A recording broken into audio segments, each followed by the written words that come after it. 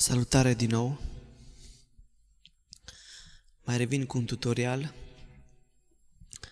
pentru că am văzut câteva comentarii la tutorialul trecut, cel despre paduri, în care cineva m-a rugat să fac un tutorial despre funcția copy from style, cum se copiază un element dintr-un style în altul, un break sau un track. Și vreau să mai fac un tutorial foarte scurt, încerc să nu mă lungesc, să explic cum se copiază un break și chiar și un track dintr-un style. Pentru aceasta am ales două ritmuri de muzică ușoară și vreau să copiez pentru început un break.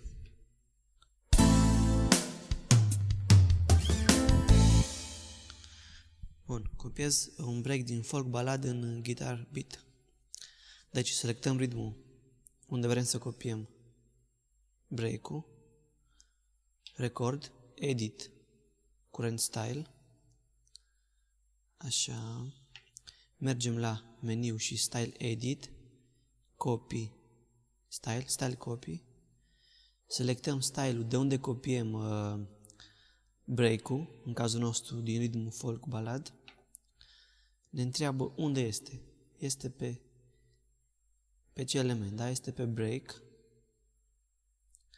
și copiem toate formulele din acel break. Deci punem pe all, toate.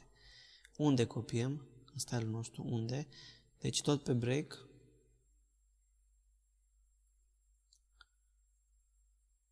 Și la fel pe toate track-urile, da? Executăm și deja este copiat.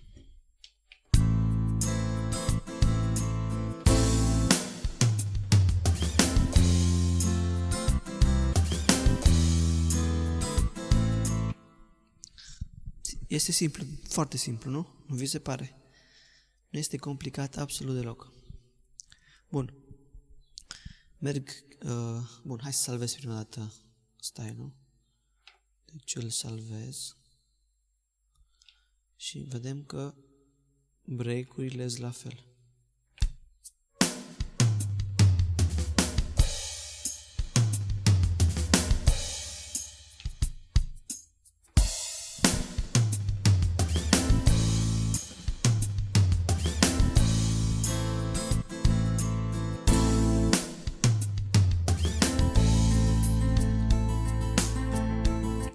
Bun.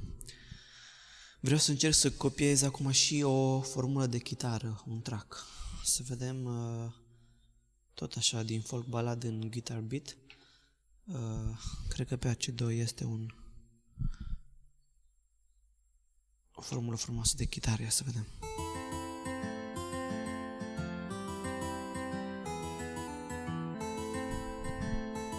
Bun. Deci de pe variațiunea 1 AC2 copiem în guitar beat, tot pe variațiunea AC2.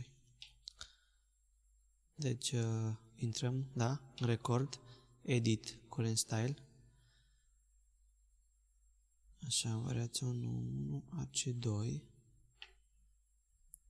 vedem ce formulă avem acum.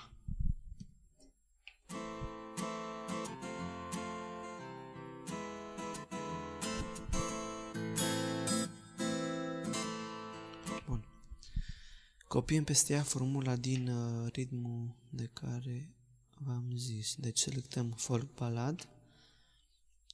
De unde luăm formula? Deci o luăm din folk ballad de pe variațiunea 1 AC2, da?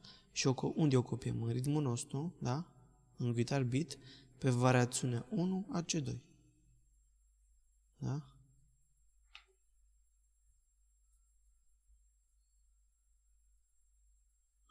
Așa. Am greșit ceva.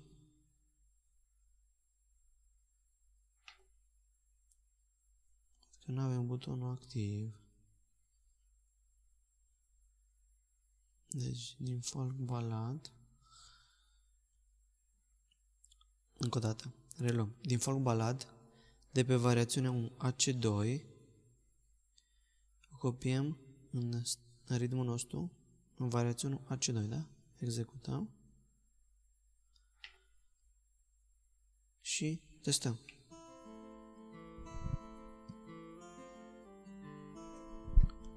Bun, se aude foarte încet. Chiar dacă dăm aici, cred că tot încet se va auzi față de style. Față de style, da? Ia să vedem.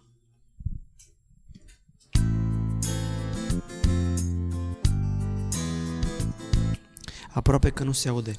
Ce pot face în cazul acesta?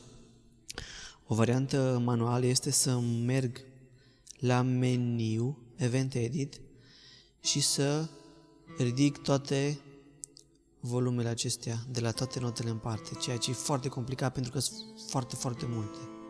Și atunci ce pot să fac? Să le ridic pe toate odată, da? Viu la meniu, Style Edit, Velocity, selectez variațiunea 1, AC2, trebuie să fac operațiunea asta pe amândouă CV-urile, da? Și aici așa, la Velocity Value, o ridic până la, să zicem, 25%. Hai să zic 30%. Da, deci valoarea velocității. O ridic cu 30%. Executăm. Fac și la CV2. Și acum dacă mă duc în Event Edit, nu mai e pe 74, că este pe 104, că am crescut-o cu 30%, da?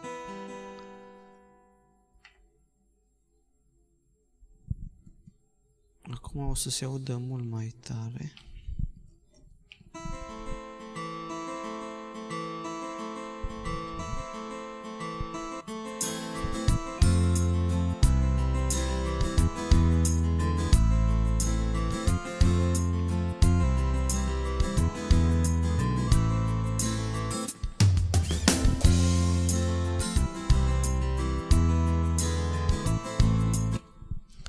Ok, sper că ați prins ideea. Dacă aveți întrebări, comentarii, aprecieri, nemulțumiri, like-uri, dislike-uri, puteți